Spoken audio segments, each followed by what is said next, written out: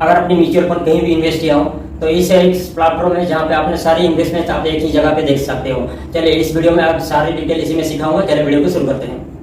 नमस्कार दोस्तों, मैं हूं रामचंद्र और आप सभी को स्वागत है मेरे YouTube चैनल पे। अभी तक मेरे चैनल को सब्सक्राइब नहीं किया तो चैनल को सब्सक्राइब करके बेल आइकन को प्रेस कर दो, तो आने वाले वीडियो नोटिफिकेशन आपको मिलता रहेगा। तो आज मैं आपको सिखाने वाला जितना भी आपका म्यूचुअल फंड में इन्वेस्ट है तो किस तरह से आप एक ही जगह पे मैनेज कर पाओगे, सारी डिटेल इसी वीडियो में आपको सिखाने वाला। चलिए वीडियो को शुरू करते हैं। तो क्या करने का, आपको क्रोम ब्राउज़र पे ओपन करके, मेरा क्रोम ब्राउज़र मैंने ओपन कर दिया, वहाँ पे गूगल आ गया तो गूगल पे आपको सर्च करने का MF सेंटर, तो वहाँ पे ऊपर पे आपको सर्च करने का MF सेंटर सर्च करने का, इसी तरह से इंटरफेस आता है। वहाँ पे ऊपर पे आ रहा है ना MF सेंटर, तो वहाँ पे ही क्लिक करने का। वहाँ पे आ रहा है ना MF का मतलब म्यूचुअल फंड ही होता है। तो म्यूचुअल फंड साइट पे आने के बाद वहाँ पे देखो MF सेंटर आ रहा है ना, तो वहाँ पे तो थोड़ा ऊपर की तरफ स्क्रॉल करने के बाद इसी तरह से इंटरफेस आ रहा है। तो इसमें आपको लॉगिन करने के लिए भी 0 है, तो कुछ इसमें चार्जेस नहीं लगेगा। आपका जितना भी म्यूचुअल फंड है एक ही जगह पे आपको देखने को मिलेगा। उसके अलावा सारे म्यूचुअल फंड एक ही जगह पे आप कंट्रोल कर पाओगे।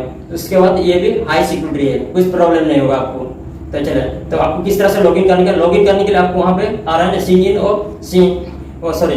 इन और साइन अप आ रहा है। तो आपको पहली बार अगर आपने इसमें लॉगिन करना चाहते हो तो आपको पहले साइन अप करना पड़ेगा। तो मैंने पहले से साइन अप कर लिया हूँ, तो आगे मैं सिंग इन कर रहा हूँ। तो आपने अगर साइन अप नहीं किया तो पहले साइन अप करने का पूरा डिटेल, आपका पैन कार्ड सब डिटेल वहाँ पे भरने के बाद आपको वहाँ पे साइन अप होने के बाद ही अपने लॉगिन करने का। चलिए मैंने लॉगिन कर लेता हूँ। तो लॉगिन करने के बाद वहाँ पे क्लिक करने का, इसी तरह से एक इंटरफेस आ रहा है। ऊपर पे आपका पैन कार्ड डालने का, तो मैंने पैन कार्ड डाल देता हूँ। चलिए मैंने पैन कार्ड डालता हूँ।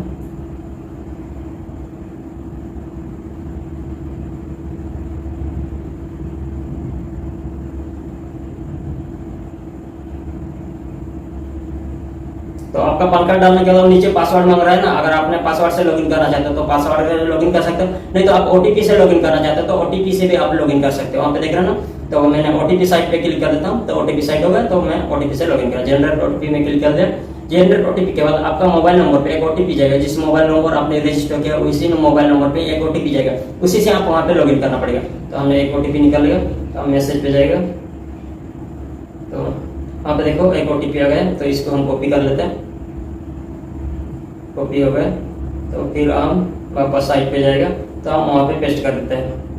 यहाँ पे देखो वहाँ पे फिलअप कर दो, OTP फिलअप करने का, तो वहाँ पे टिक कर देने का, थोड़ा टाइम वेट करने का। तो वेरीफाई OTP पे हम क्लिक करते हैं। तो वहाँ पे एक क्वेश्चन पूछ रहा है, तो जहाँ पे आप साइन अप करेंगे वहाँ पे एक सीक्रेट चीज पूछता है, जिस तरह से आप कौन सा चीज खाने के लिए अच्छा लगता है, कौन सा किताब पढ़ने के लिए अच्छा लगता है, कौन सा प्लेस पे आपने पैदा हुआ था, बहुत सारी चीज वहाँ पे भरना पड़ता है। तो कभी भी आपने वहाँ पे लॉगिन करेंगे तो इसी तरफ से एक क्वेश्चन आपको पूछेगा। अगर आपने गलत डाल दिया हो तो आपके अलावा कोई भी अगर आपका OTP लेके भी वहाँ पे लॉगिन करेगा तो वो लॉगिन नहीं करेगा, क्योंकि मैंने पहले से बोल दिया ये बहुत सीक्रेट है, इसमें कोई भी लॉगिन कर नहीं पाएगा, आपके अलावा कोई भी लॉगिन नहीं कर पाएगा। तो इसमें वही चीज पूछता है, आपको क्या अच्छा लगता है, क्या कौन सा कुत्ता आपने पाला था, इसी तरह कोई क्वेश्चन पूछता है। तो पहले से जो जिस तरह से आपने वहाँ पे साइन अप करने समय जो चीज आपने दिया था, जो कुछ आपने भरा था, तो इसी तरह से आपको भरना पड़ेगा। आपने रॉन्ग भर दिया 3 बार तो लॉक हो जाएगा, ओपन नहीं कर पाओगे।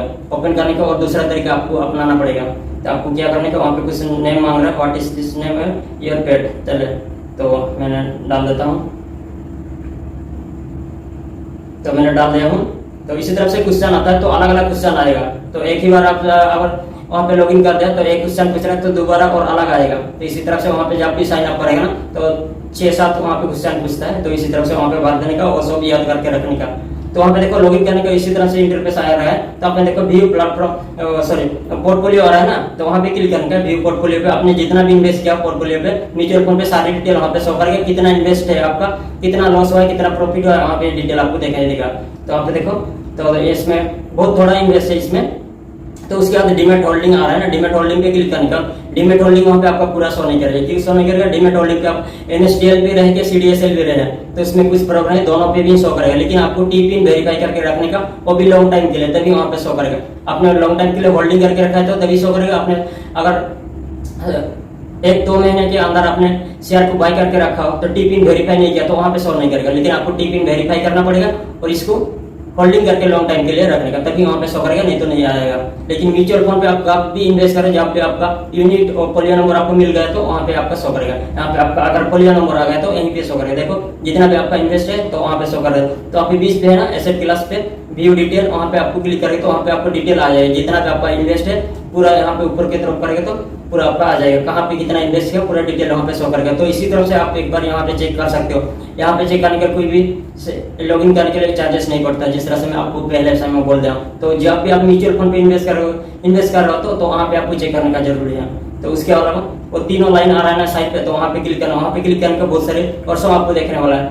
होम आ रहा है और पोर्टफोलियो आ रहा है, ट्रांजेक्शन आ रहा है। तो वहाँ पे देखो ट्रांजेक्शन और आपने जितना ट्रांजेक्शन किया ना वहाँ पे शो करता है। उसके बाद सर्विस, वहाँ पे सर्विस रिक्वेस्ट, कौन सा सर्विस वहाँ पे अवेलेबल है। चलिए सर्विस पे हम क्लिक कर लेता हूँ, तो हम प्रोसीड पे क्लिक कर लेता हूँ। प्रोसीड पे क्लिक करना, वहाँ पे देखो बहुत सारे सर्विस ऐसे अवेलेबल है। तो वहाँ पे ऐसा कुछ सर्विस नहीं है कि आपने आसानी से चेंज कर दो, थोड़ा क्रिटिकल भी है। आपका जितना भी वहाँ पे डॉक्यूमेंट होता है ना सभी सही से भरने का, तभी चेंज हो पाएगा, नहीं तो नहीं हो पाएगा। ये सब भी ऑनलाइन से होता है ना, इसलिए आपको सही से डॉक्यूमेंट भरना पड़ेगा।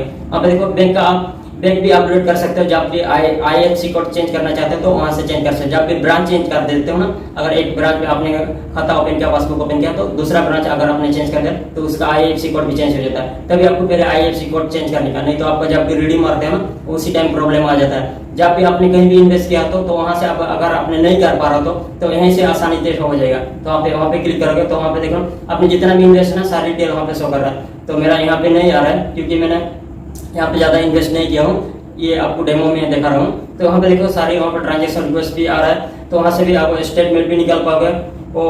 और भी टैक्स स्टेटस वहाँ पे है ना आपका, अगर टैक्स स्टेटस चेंज करना चाहते हो तो यहीं से चेंज कर सकते हो। चेंज करने के लिए आपको एक चेक बुक की जरूरत पड़ेगा, तभी आपने चेंज कर पाओगे, नहीं तो नहीं हो पाएगा यहाँ पे।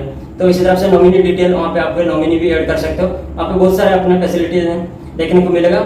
आप जब लॉगिन करोगे तो इसी में आप पूरा डिटेल चेक कर लीजिए, आपका कितना इन्वेस्ट है, कितना कहाँ पे इन्वेस्ट किया हो, सारी डिटेल यहीं पे शो करेगा। जिस तरह से मैं फिर से आपको लोग को दिखा रहा हूँ, तो होम पेज पे मैंने आ रहा हूँ। तो यहाँ पे देखो होम पेज पे, वहाँ पे पोर्टफोलियो पे क्लिक करके इसी तरह से आपको शो करेगा कितना इन्वेस्ट है, कहाँ पे इन्वेस्ट है, सभी वहाँ पे शो करेगा। अगर आपने कहीं भी दूसरा ऐप्स के थ्रू से इन्वेस्ट किया, डीमेट अकाउंट थ्रू से, अगर वहाँ पे आप लॉगिन के लिए भी प्रॉब्लम आ रहा है तो यहीं से आपने रीडिंग कर सकते हो। रीडिंग करने के लिए आपको कुछ भी करने की जरूरत नहीं, वहाँ पे डिटेल पे क्लिक किया एसेट पे, तो वहाँ पे आ रहा है ना, तो इसके ऊपर आपको क्लिक करने का, वहाँ पे देखो आ रहा है। उसके बाद हम तीनों डॉट पे क्लिक करेंगे, तीनों डॉट पे यहाँ पे देखो रीडिंग का ऑप्शन भी आ गया, स्विचिंग का स्टॉक भी आ रहा है और रीडिंग का भी ऑप्शन आ रहा है। तो इसी तरह से आप यहाँ से भी रीडिंग कर सकते, आप कहीं भी इन्वेस्ट करो, ग्रोथ से इन्वेस्ट करो, आपको डीमेट अकाउंट कहीं भी रहेगा वहां से भी इन्वेस्ट करो, कि कुछ UPI आपसे रहता है ना वहां से भी इन्वेस्ट करके आपका बैंक की तरफ से भी इन्वेस्ट करो म्यूचुअल फंड पे, तो यहीं पे आप रीडिंग कर सकते हो। डायरेक्ट भी आपका अकाउंट पे आएगा और डिटेल आपको चेक करने का पड़ेगा, उसके बाद आप रीडिंग करोगे तभी आपको कुछ प्रॉब्लम नहीं होगा। इसलिए यही प्लेटफॉर्म पे आप एक बार लॉगिन करके आपको चेक करना चाहिए। अगर म्यूचुअल फंड पे आपने इन्वेस्ट करो तो ये बहुत जरूरी होता है। बहुत सारे लोग क्या करते हैं ना, प्रॉब्लम हो जाता है, नॉमिनी प्रॉब्लम हो जाता है, अकाउंट चेंज करना है किस तरह से, उस लोग को पता नहीं चलता। तो यही प्लेटफॉर्म एक ही है जो सब कुछ आपको देखने को मिलेगा। उसके अलग अलग जगह पे आप कहीं भी इन्वेस्ट करो, आपका पैन कार्ड पे जितना भी इन्वेस्ट हो रहेगा म्यूचुअल फंड पे, तो सभी एक ही जगह पे शो करता है। तो आज का वीडियो यहीं पे एंड करता हूँ, मिलते हैं नेक्स्ट वीडियो के लिए। अभी के लिए नमस्कार।